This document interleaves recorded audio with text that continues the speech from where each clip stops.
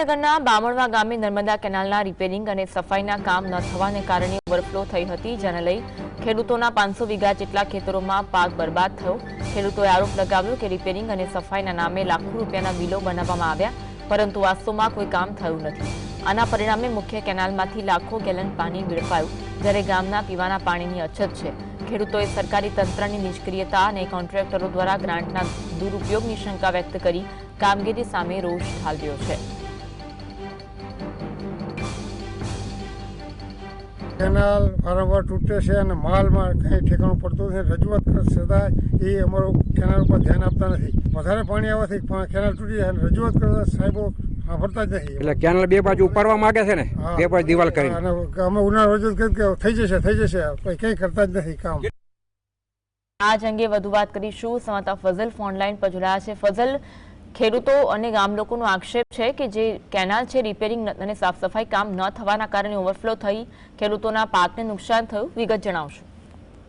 ખાસ કરીને સુરેન્દ્રનગર જિલ્લો નર્મદાની કેનાલનો સૌથી વધુ લાભ લેતો જિલ્લો હોય તેવા દાવા તંત્ર દ્વારા કરવામાં આવતા હોય છે, પરંતુ આજ નર્મદાની કેનાલો ખેડૂતો માટે અભિશ્રાપ રૂપી બની રહી છે। ખાસ કરીને સુરેન્દ્રનગર જિલ્લાના પાટડી તાલુકાના બામણવા ગામે કેનાલનું રિપેરિંગ કામ કર્યા વગર જ પાણી છોડી દેવામાં આવતા કેનાલ ફાટી ગઈ છે અને ઓવરફ્લો થઈ છે, જેને લઈને આજુબાજુના 500 થી 600 વીઘા જમીનમાં પાણી ફરી વળવા પામ્યું છે। એક બાજુ સુરેન્દ્રનગર જિલ્લામાં પાણી સમસ્યાએ સૌથી મોટી સમસ્યા સર્જાઈ જવા પામી છે, તે વચ્ચે હજારો લીટર પાણીનો વેરફાટ છે તે સર્જાઈ જવા પામ્યો છે।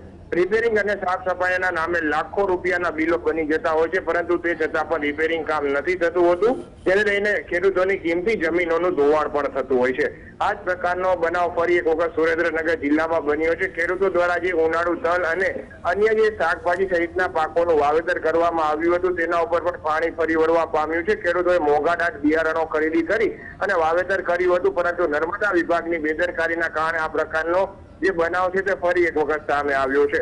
ખેડૂતોએ તંત્રની કામગીરી સામે રોષ વ્યક્ત કર્યો છે। સરકારી ગ્રાન્ટનો કોન્ટ્રાક્ટર દ્વારા ગેરઉપયોગ કરવામાં આવ્યા હોવાનો પણ આક્ષેપ કરવામાં આવ્યો છે। યોગ્ય કાર્યવાહી કરવામાં આવે અને હજુ પણ આ કેનાલનું પાણી છે તે તંત્ર દ્વારા અને અધિકારીઓ દ્વારા શરૂ રાખવામાં આવ્યું છે, તે પાણી પણ બંધ કરવામાં આવે તે પ્રકારની માંગણી કરવામાં આવી છે। હાલ 500 થી 600 વીઘા જમીનમાં આ નર્મદા કેનાલનું પાણી ફરી વળવા પામ્યું છે, જેને લઈને કાંઈ ના કાંઈ પ્રકારે ખેડૂતોને ફરી એક વખત નુકસાનીનો માર સહન કરવાનો સમય આવ્યો છે। જી આભાર ફઝલ, માહિતી આપવા માટે।